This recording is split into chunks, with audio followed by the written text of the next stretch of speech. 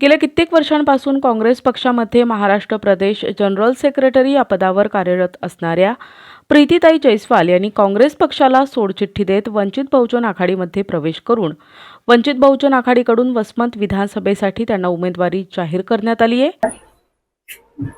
सर्वप्रथम सगळ्यांना नमस्कार। मी काल वंचित बहुजन आघाडीचे राष्ट्रीय अध्यक्ष ॲडव्होकेट बाळासाहेब आंबेडकर यांच्या हस्ते राजगृह येथे वंचित बहुजन आघाडीमध्ये जाहीर पक्ष प्रवेश घेतलेला आहे।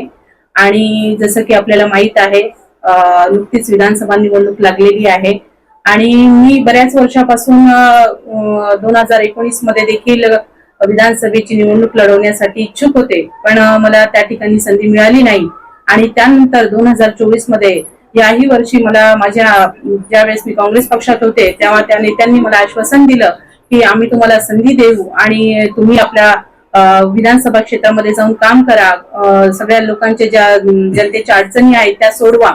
त्याप्रमाणे मी सगळ्यांना भेटले, बोलले आणि गाव पातळीवर जाऊन भेटीगाठी घेतल्या आणि पक्ष वाढवण्याचं काम त्या ठिकाणी मी केलं। हे सगळं आपल्याला माहितच आहे। पण 2024च्या निवडणुकीमध्ये अपेक्षा होती की कुठेतरी महिलेला वसमत विधानसभेमध्ये काँग्रेस पक्षाकडून संधी मिळेल, पण मला त्या ठिकाणी निराशा हाती लागली। आणि आज मी 10 वर्षाचा जो माझा कार्यकाळ होता काँग्रेस पक्षामध्ये, त्या ठिकाणी आपण सर्वांना माहिती आहे मी एक निष्ठेने आणि प्रामाणिकपणे त्या ठिकाणी काम केलं। पण मला संधी मिळावी अशी माझी अपेक्षा होती, पण मला संधी मिळाली नाही। पण माझ्या त्याच कामाची पोचपावती म्हणून मला श्रद्धेय ॲडव्होकेट बाळासाहेब आंबेडकर यांनी वसमत विधानसभेची निवडणूक लढवण्यास संधी दिली आहे। आणि येणाऱ्या विधानसभेमध्ये मी आता 29 तारखेला आपले छत्रपती शिवाजी महाराज यांच्या पुतळ्याला हार अर्पण करून त्या ठिकाणी 11 वाजता आम्ही सगळे वंचित बहुजन आघाडी पक्षाचे सर्व कार्यकर्ते एकत्रित येऊन त्या ठिकाणी आमची छत्रपती शिवाजी महाराज यांच्या पुतळ्याला हार टाकून रॅलीची सुरुवात करणार आहोत। आणि 29 तारखेला त्यानंतर आम्ही रॅलीची पुढची दिशा आमची बाबासाहेब आंबेडकर यांच्या पुतळ्याला हार अर्पण करून आम्ही त्या ठिकाणी आशीर्वाद घेऊ तहसील कार्यालय या ठिकाणी आम्ही फॉर्म भरणार आहोत। म्हणजेच आपल्या माध्यमातून मला सर्वच वंचित बहुजन आघाडीचे सर्व कार्यकर्ते, पदाधिकारी आणि जनतेला आवाहन करायचं आहे की आपण सर्वांनी माझे हात बळकट करण्यासाठी आणि वसमत विधानसभेमध्ये एक महिला म्हणून मला संधी तुम्ही द्यावी अशी अपेक्षा मी सर्व जनतेला करते।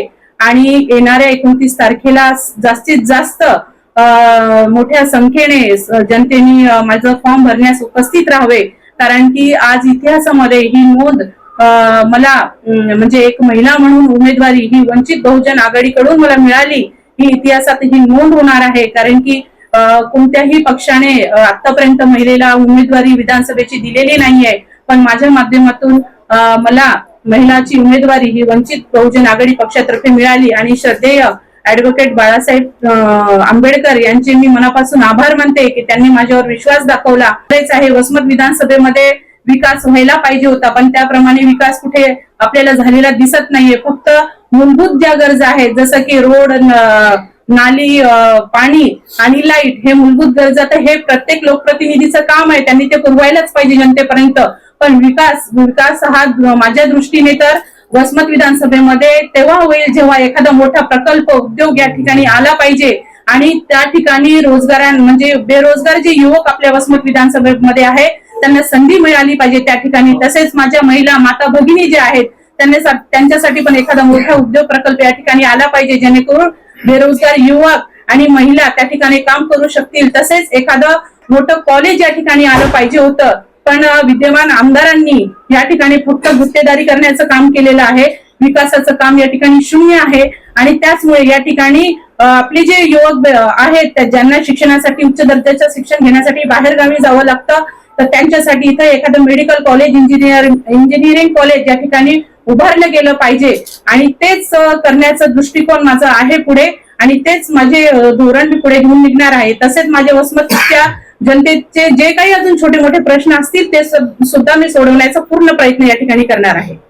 अवस्था काय आहे? संभ्रमची अवस्था बिलकुल नाहीये। वंचितचं मतदान आपण बघू शकता किती मोठ्या प्रमाणात वाढलेलं आहे।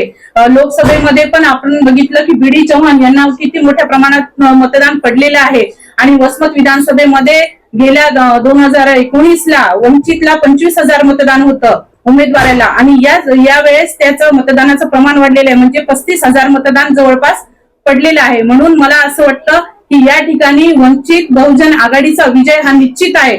आणि ज्याप्रमाणे बाळासाहेब आंबेडकर यांनी जो विश्वास ओबीसी कॅन्डिडेटवर जो दाखवलेला आहे, कारण की आपण बघू शकता मोठे मोठे पक्ष आहे जे की 3 पक्ष एकत्र मिळून येऊन निवडणूक लढत आहे, आणि त्या ठिकाणी आज बाळासाहेब आंबेडकर हे एकटे, म्हणजे एक वंचित बहुजन आघाडी एकटाच पक्ष आज रिंगणात उतरलेला आहे. म्हणजे 288 जागेवर निवडणूक हा एकटा वंचित बहुजन आघाडी पक्ष लढत आहे.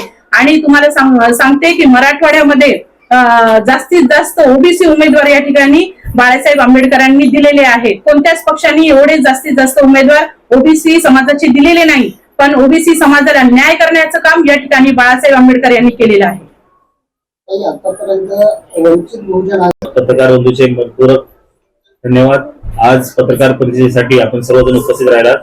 काल आपल्या प्रीतीताई जयस्वाल यांचा वंचित बहुजन आघाडी पक्षामध्ये जाहीर पक्ष प्रवेश पक्षाचे राष्ट्रीय अध्यक्ष ऍडव्होकेट बाळासाहेब आंबेडकर यांच्या उपस्थित राजगृह दादर मुंबई येथे आपल्या सर्वांनी बघितला असेल, सगळ्यांच्या समोर आणि काही पक्षांच्या कार्यकर्त्यांसमोर पक्षप्रवेश झालेला आहे.